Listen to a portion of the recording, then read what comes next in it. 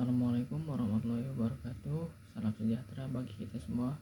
Perkenalkan, nama saya Muhammad Rifaldi dengan NIM 21 10 11 40 10 54 dari Universitas Pamulang dan dari kelas 08 TPLP 015. Adapun tujuan dari pembuatan video ini adalah untuk memenuhi tugas mata kuliah interaksi manusia dengan komputer atau IMK. Baik, selanjutnya di sini saya akan membahas materi tentang groupware beserta analisis dan studi kasus dengan dosen pengampu Ibu Intan Kumalasari, Eskom Mkom.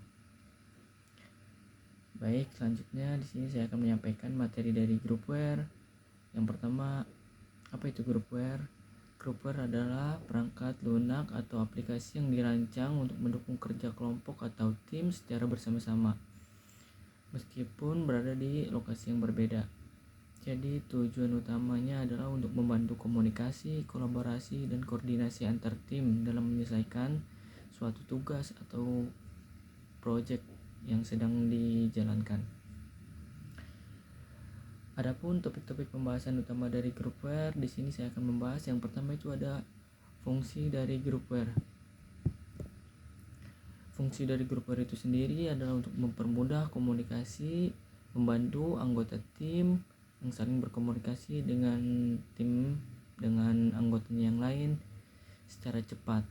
Misalnya kita melalui email, chat, atau video call. Contohnya itu seperti untuk chat itu ada seperti WhatsApp, untuk video call itu bisa menggunakan aplikasi Google Meet atau Zoom.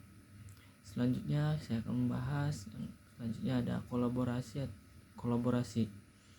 Kolaborasi mendukung kita bekerja bersama tim dalam suatu dokumen secara online.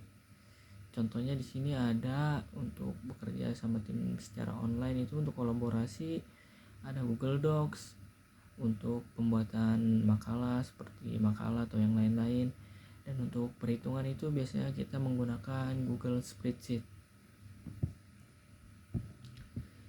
Dan selanjutnya ada untuk mengatur jadwal atau tugas tim. Di sini selanjutnya untuk jadwal atau tugas tim itu biasanya menggunakan aplikasi berbasis web, itu biasanya contohnya itu ada Trello dan yang lain-lain.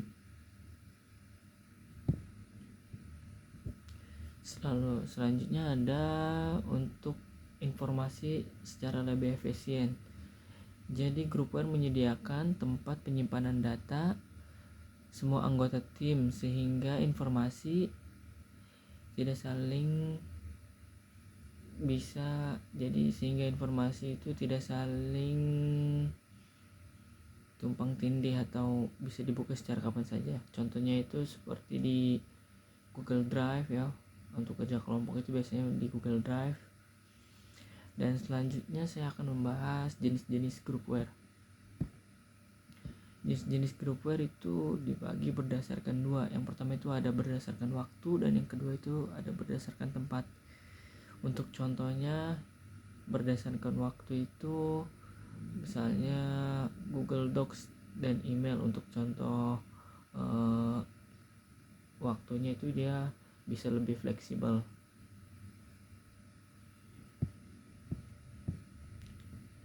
Yang selanjutnya itu ada kelebihan groupware. Jadi kelebihan untuk groupware itu dia dapat berkolaborasi secara real time dan asinkron dan mengurangi ketergantungan pada pertemuan fisik sehingga dia mengurangi biaya kos untuk bertemu dan mempermudah dokumentasi dan pelacakan pekerjaan.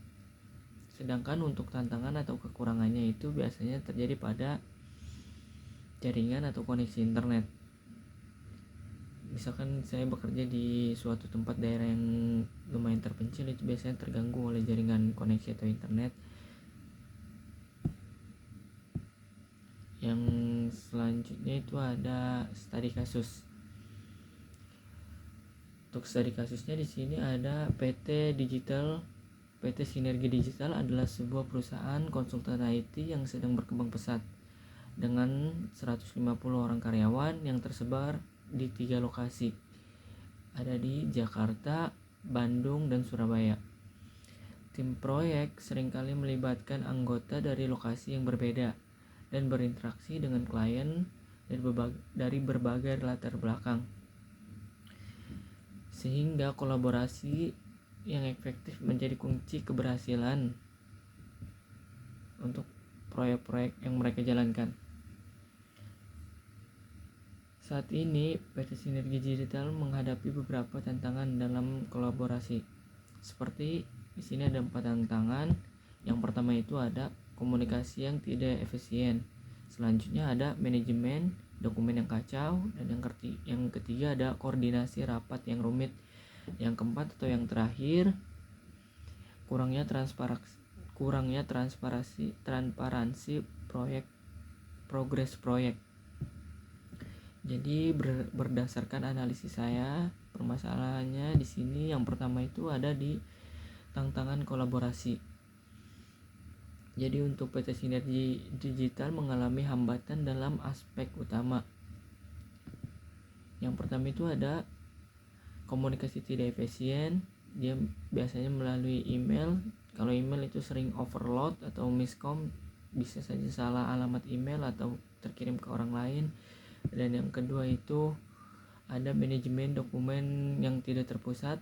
Yang ketiga ada kesulitan dalam koordinasi rapat lintas lokasi.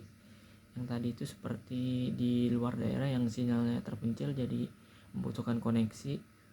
Yang keempat ada minimnya transparansi progres proyek.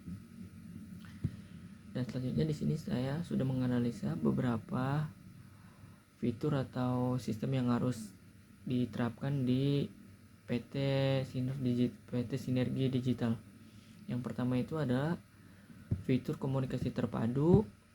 Apa itu fitur komunikasi terpadu? Biasanya itu dibutuhkan untuk menggantikan email dengan komunikasi yang cepat dan jelas dan struktur. Ini akan menurunkan miskomunikasi dan meningkatkan responsivitas antar anggota tim dari berbagai lokasi. Yang selanjutnya itu ada fitur manajemen dokumen kolaboratif. Fitur ini menyediakan sumber kebenaran single untuk semua dokumen proyek. Kolaborasi langsung di dokumen dan versi otomatis yang mencegah kesalahan dan duplikasi file. Selanjutnya ada manajemen proyek dan penjadwalan. Manajemen proyek dan penjadwalan itu biasanya visibilitas terhadap tugas-tugas yang sedang berjalan. Tenggat waktu, misalnya ada tenggat waktu dan jadwal, sehingga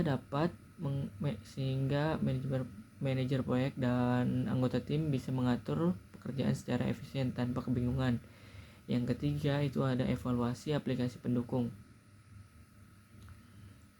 Untuk evaluasi aplikasi pendukung itu di sini saya menggunakan, contohnya itu ada Slack dan atau Microsoft Teams untuk komunikasi terpadu. Jadi Slack itu lebih unggul dalam komunikasi dan integrasi. Teams itu lebih unggul untuk ekosistem Microsoft. Dia itu Teams itu bawaan dari Microsoft, jadi lebih enak dipakai di Microsoft atau Windows ya. Selanjutnya itu ada Google Workspace yang sangat ideal untuk dokumentasi kolaboratif karena aksesnya dan riwayat versinya itu lebih mudah untuk dicari. Yang selanjutnya itu ada untuk Trello, memberi visual tugas yang mudah dipahami dan fleksibel dalam mengatur tanggungan waktu anggota tim. Yang keempat atau yang terakhir itu ada analisis penggeseran paradigma termuka. Jadi di sini ada beberapa perubahan yang didorong oleh kebutuhan pengguna yang awam agar lebih mudah berinteraksi dengan sistem dari QI ke NUI. Dengan munculnya perangkat sentuh, pengenalan suara dan gestur, interaksi jadi lebih mudah dan intuitif. Mungkin kurang lebihnya ini saja yang dapat saya sampaikan. Kurang lebih saya mohon maaf. Wassalamualaikum warahmatullahi wabarakatuh.